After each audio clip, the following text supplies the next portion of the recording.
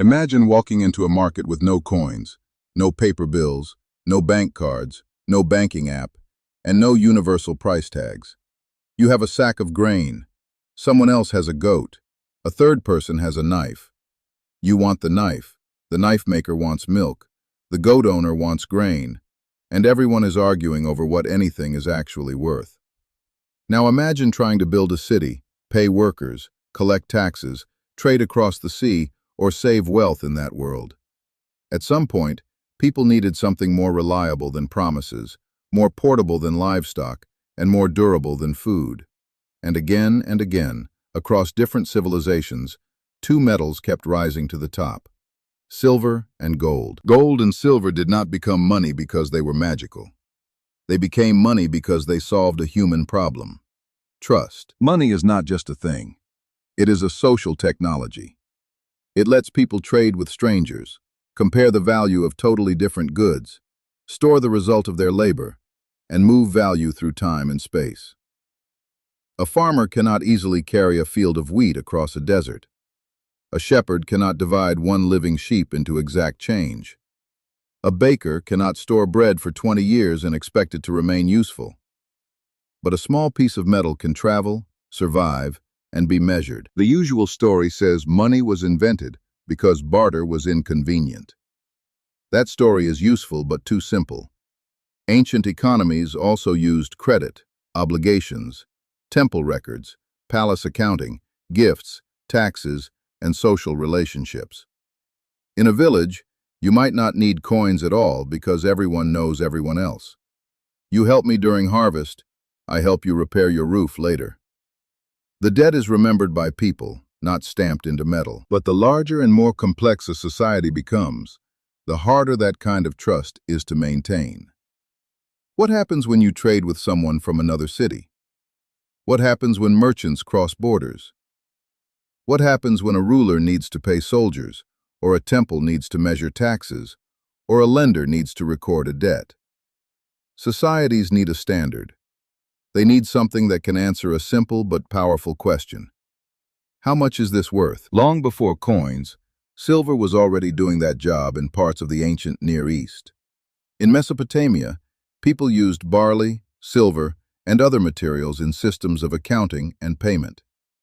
Silver was especially important because it could be weighed. The word shekel originally referred to a unit of weight, not a round coin you pulled from a pocket. A payment could be measured as a certain weight of silver. Prices, wages, debts, and penalties could be expressed in silver even when actual daily payments involved grain, labor, or other goods. That is a crucial point. Money began not only as something you hand over, but as a way to measure value. A unit of account may sound boring, but it is revolutionary. If one thing is worth so much silver, and another thing is worth so much silver, you can compare them. You can write contracts. You can calculate wages. You can settle accounts. You can make an economy legible. So why did silver and gold work so well? A good money needs several qualities. It should be durable, so it does not rot, rust away, or die. It should be portable, so value can be carried without needing a wagon. It should be divisible, so it can handle both small and large transactions. It should be reasonably uniform, so one piece can be compared with another. It should be limited in supply, because if anyone can produce endless amounts of it, it will not hold value. And it must be widely accepted, because money only works when other people believe they can pass it on again. Food fails many of these tests. Grain is useful, but it can spoil, and it takes space. Cattle can represent wealth, but cattle eat, get sick, wander away, and are awkward to divide. Salt and shells worked in some places, but only when supply stayed limited and people recognized them. Iron and copper were useful, but often too bulky for storing high value. Gold and silver were different. Beauty was part of it, but not the whole story. They were also chemically stable. Gold, especially, does not corrode under normal conditions. A gold object can be buried, recovered centuries later, and still shine. Silver can tarnish, but it remains a recognizable precious metal and can be cleaned or melted down. Both can be divided, weighed, melted, recast, and tested. Their density makes them feel substantial. Their color and shine make them easy to recognize. And their rarity sits in a useful middle zone. Not so common that everyone can flood the market, but not so rare that nobody can use them. There is also something psychologically powerful about a substance that seems to ignore time. Grain belongs to the season. Animals belong to the herd. Tools wear down. Cloth tears. But gold feels almost outside ordinary decay. That made it ideal for temples, kings, jewelry, tribute, and treasure. Silver, being more common than gold, often became more practical for ordinary exchange. If gold is like a vault in your hand, silver is more like the cash drawer of the ancient world. But weighed metal still had a problem. Every transaction required trust in weight and purity. If someone handed you a lump of silver, was it really silver? Was it mixed with cheaper metal? Did it weigh what they claimed? Was the scale honest? Every payment could become a chemistry lesson and an argument. Coins reduced that friction. The earliest coins appeared in Western Anatolia, especially Lydia, around the 7th century BCE. They were often made of electrum, a natural alloy of gold and silver. A stamped mark on a piece of metal did not create value from nothing. The metal already had value. But the stamp added certification. It said, in effect, "This piece has an expected weight and quality, and an authority stands behind it." Instead of weighing and testing every lump from scratch, people could recognize a standard piece. This is one of the great hidden revolutions of money. A coin is not just metal. It is metal plus information. The image, mark, or symbol tells people what the object is supposed to be. It makes value easier to recognize at speed. That is incredibly useful in a busy market, in tax collection, in military pay, and in trade between strangers. Once rulers understood coinage, they also understood its power. Coins could carry royal symbols, spread a ruler's image, standardize taxes, make armies easier to pay, and make markets more liquid. A coin was a tool of commerce, but also a tool of the state. And that brings us to the darker side. The same authority that guaranteed coins could also manipulate them. If a ruler reduced the metal content, clipped coins, or mixed in cheaper metals while pretending the value stayed the same, the coinage was debased.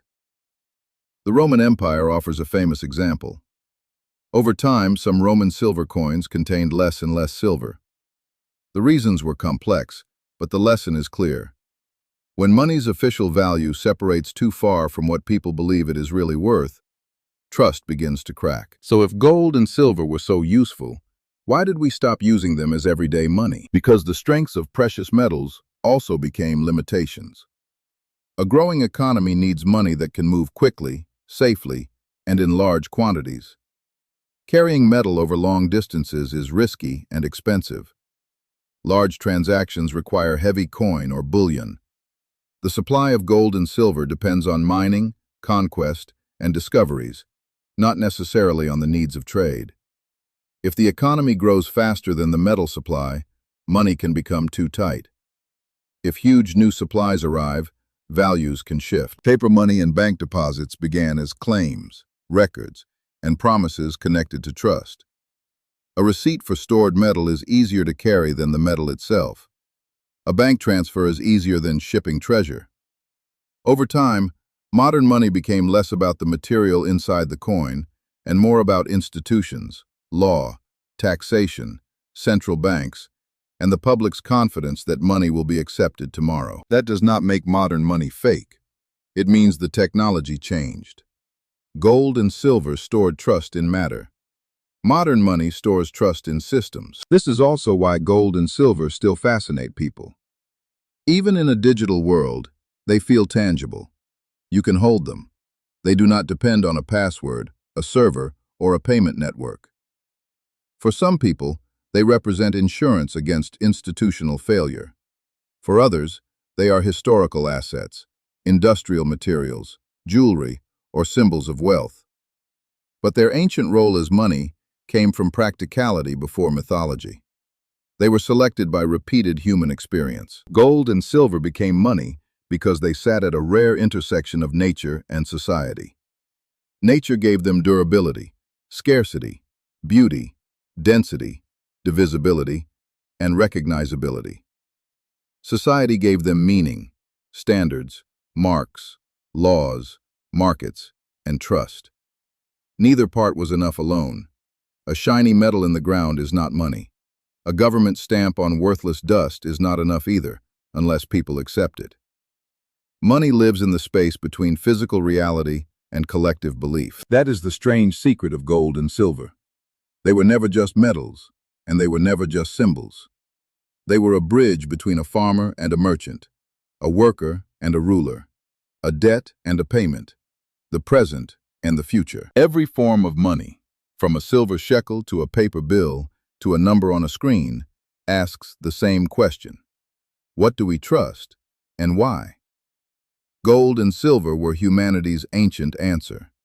Not perfect, not eternal, but powerful enough to shape trade, empires, savings, and imagination for thousands of years. And remember, this content is for educational and informational purposes only, and does not constitute financial, investment, legal, or tax advice. Always conduct your own research and consult a qualified professional before making investment decisions. Thanks for watching! If you enjoyed the video, please like, subscribe, and leave a comment below. See you in the next one!